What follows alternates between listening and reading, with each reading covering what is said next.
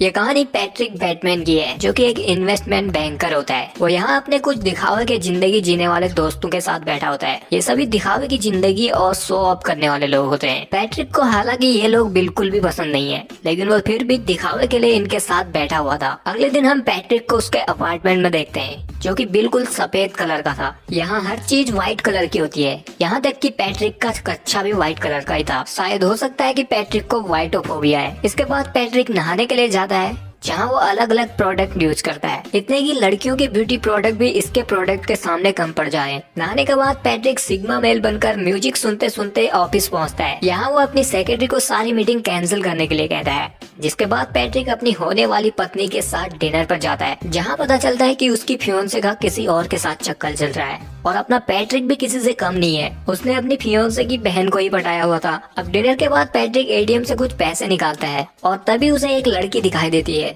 तो वो उसका पीछा करने लग जाता है। और फिर अगली सुबह हम देखते हैं कि पैट्रिक अपनी बेडशीट को धुलाने के लिए एक वॉशिंग शॉप में आता है। पैट्रिक की चादर पूरी तरह खून में सनी हुई थी, जिस वजह से दुकानदार इस चादर को लेना नहीं चाहती थी। लेकिन पैट्रिक उसे कहता है कि इस चादर में अनार का जूस गिर गया है। इसके बाद पैट्रिक अपनी गर्लफ्रेंड को डिनर पर चलने के लिए फोन करता है, लेकिन वो यहाँ उसे मना कर देती है। तो पैट्रिक उसे कहता है कि वो उसे डोरसिया ले जाएगा। डोरसिया एक ऐसा होटल था जहाँ दुनिया के सबसे अमीर अमीर लोग खाना खाने के लिए आया करते थे, जैसे कि बिल गेट्स, अंबानी वगैरह वगैरह। लेकिन जब पैट्रिक डोरसिया में टेबल बुक करने के लिए कॉल करता है, तो वहाँ से सिर्फ हंसने की आवाज आती है, क्योंकि वहाँ की टेबल मिलना पैट्रिक के औकात से बाहर थी। लेकिन फिर भी पैट्रिक अपनी गर्लफ्रेंड को एक दूसरे होटल पर ले जाता है। उसने डेट पर चलने से पहले अपनी गर्लफ्रेंड को इतनी शराब पिलाई थी कि वो इस होटल को डोरसिया समझ रही थी। अगले दिन जब पैट्रिक अपने दोस्तों के साथ बैठा हुआ था, तो पैट्रिक उन सबको अपना बिजनेस कार्ड दिखाता है, ताकि वो लोग उसे कोठी बंगला वाला समझे और उसकी इज्जत करें। लेकिन उसके दोस्त उसका कार्ड देखकर उसकी तारीफ नहीं करते,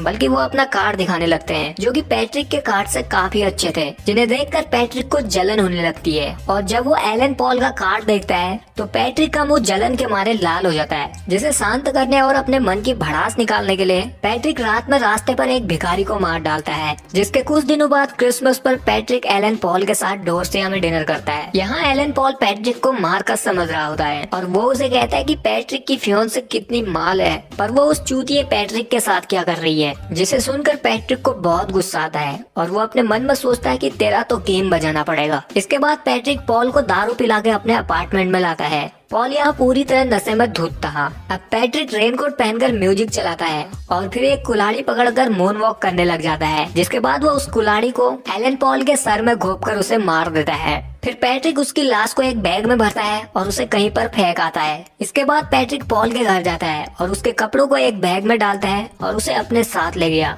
वो यहाँ एलन पॉल की आवाज में एक मैसेज भी रिकॉर्ड करता है कि वो लंदन जा रहा है, ताकि पॉल के गायब होने पर यहाँ किसी को शक न हो। जिसके कुछ दिनों बाद पैट्रिक के पास डिटेक्टिव आता है, जो कि उससे एलन पॉल के गायब होने के बारे में पूछताछ करने के लिए आया था। लेकिन पैट्रिक उसे कहता है कि उसे इस बारे में कुछ नहीं पता। जिसके बाद पैट्रिक सड़क से एक प्रोस्टिट्यूट को उठाता है और कॉल करके एक और प्रोस्टिट्यूट को अपने घर पर लाता है, जहां वो इन दोनों का अपना नाम पॉल एलन बताता है। फिर एक कैमरा लाकर उनको नंगा करके उनकी वीडियो बनाता है, जिसे देखते देखते वो भी उनके साथ पलंग तोड़ने ज्वाइन हो जाता है। लेकिन वो अपना कार्यक्रम करते वक्त भी वो अपनी बॉडी को ही फ्लेक्स करते जा रहा था। जिसके बाद पैट्रिक रात में उठता है और एक डोर में से अपने कुछ टूल निकालता है, जिनसे वो इन दोनों लड़कियों को रात भर टॉर्चर करता है और सुबह होते ही उन्हें उनकी पेमेंट देकर दफा करता है। इसकी तो यहाँ अलग ही फैंटेसी चल रही है।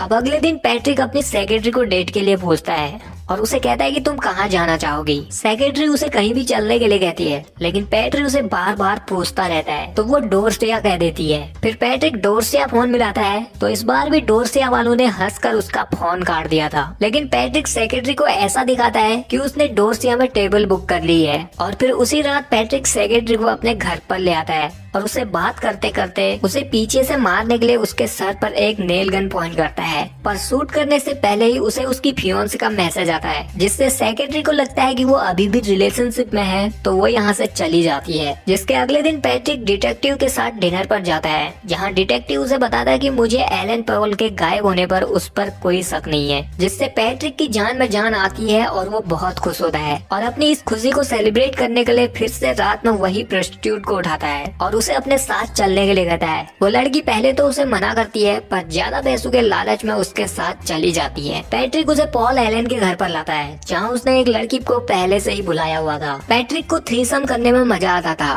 तो वो रात में पहले तो इन दोनों के साथ चूहे को बिल में डालने वाला गेम खेलता है और फिर इससे मन भर जाने के बाद एक लड़की को चादर में ही उसके अंदर मार देता है। ये देखकर दूसरी प्रोस्टिट्यूट भागने लगती है, जहाँ उसे भागते भागते अलमारियों में दूसरी लाशें टंगी हुई मिलती है। ये देखकर प्रोस्टिट्यूट की रात में फटी हुई और ज्यादा फट जाती है और वो सीढ़ियों से भागने लगती है, लेकिन पैट्रिक चेनसू लेकर उसका पीछा कर रहा था। वो यहाँ ऊपर से उसके सर पर चेनसू गिरा देता है, जिससे प्रोस्टिट्यूट की वहीं पर मौत हो जाती है, जिसे देखकर पैट्रिक बहुत खुश होता है। और अब अगले दिन पैट्रिक अपनी फियोन्से के साथ ब्रेकअप कर लेता है। फिर एक एटीएम मशीन पर जाता है, जहाँ उसे एक बिल्ली मिलती है। पैट्रिक उसे बहुत प्यार से पकड़ता है और जब वो एटीएम मशीन की स्क्रीन पर देखता है तो उसमें लिखा था कि मुझे बिल्ली खानी है। पैट्रिक बिल्ली को मशीन पर डालते हुए शूट करने की कोशिश करता है, लेकिन तभी इधर एक बुढ़िया आ जाती है जो उसे रोकती है, जिससे अब पैट्रिक का ईगो हर्ट होता है और वो इस बुढ़िया को ही टपका देता है। इसके बाद पैट्रिक के पीछे पुलिस पड़ जाती है। पैट्रिक उनसे भागता है, लेकिन पुलिस उसको एक जगह पर घेर लेती है, जहाँ अब पैट्रिक पुलिस पर ही गोलियां चला देता है, जिससे पुलिस की कार ब्लास्ट हो जाती है और ये देखकर पैट्रिक भी खुद शॉक्ड हो जाता है। इसके बाद पैट्रिक सीधे अपने ऑफिस जाता है, जहाँ वो पहले तो सिक्योरिटी गार्ड को मारता है और फिर सफाई वाले को भी मार देता है। फिर जब वो अपने ऑफिस रूम में पहुँचता है तो बाहर हेलीकॉप्टर से पुलिस उसे घेर रही थी, जिन्हें देखकर पैट्रिक को अपने किए हुए पर अफसोस होता है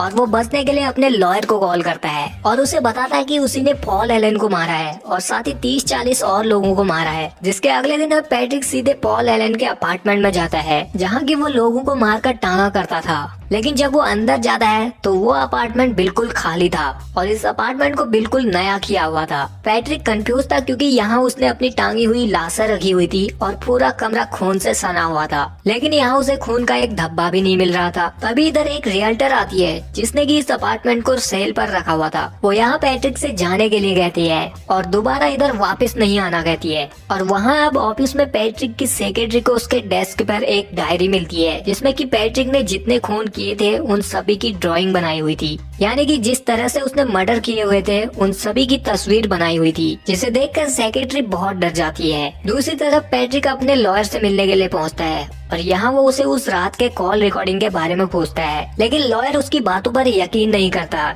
और पैट्रिक की बातों को मजाक में लेता है। जिसके बाद पैट्रिक एक बार फिर उसके सामने कन्फेस करता है कि उसी ने पॉल एलन को मारा है, पर उसका लॉयर उसे कहता है कि ये हो ही नहीं सकता क्योंकि उसने 10 दिन पहले ही लंदन में पॉल एलन के साथ डिनर किया था। अब ये जानकर पैट्रिक शॉक में पड़ जाता है और वो सोचता है कि मेरे साथ ये क्या हो रहा है। उसे समझ नहीं आ रहा था कि उसने मर्डर किए हैं या नहीं। उसे अब ये सारी दुनिया फेक लगने लगी थी, क्योंकि उसकी रियलिटी को मानना ही नहीं चाहती है। लेकिन हम अगर उसकी सोच से बाहर अगर सोचें तो पैट्रिक ने ये सारे मर्डर्स अपनी इमेजिनेशन में किए हुए थे, क्योंकि वो ये चीजें बर्दाश्त नहीं कर पाता था कि कोई उसके सामने ज्यादा हीरो बने। अब क्योंकि पैट्रिक उनका तो कुछ बिगाड़ नहीं सकता था, इसलिए जो भी उसका ईगो हर्ट करता था वो उन्हें अपनी इमेजिनेशन में क्रिएट कर लेता था और उन्हें बड़ी बेरहमी से मारने के बारे में सोचता था। पर बाद में वो अपनी इमेजिनेशन और रियलिटी में फर्क करना भूल गया, जिससे हमें पता चलता है कि पैट्रिक को मेंटली डिसऑर्डर है और वो एक साइको है। सिग्मा मेल बनने का तरीका ही यही है कि तुम एक साइको बन जाओ। वो बात अलग है कि लोग तुम्हें रियलिटी में चूतिया समझेंगे। खैर, आपको क्या लगता है कि पैट्रिक ने वो मर्डर अपनी इमेजिनेशन में किए या फिर रियलिटी में? वो आप कमेंट सेक्शन में जरूर बताना।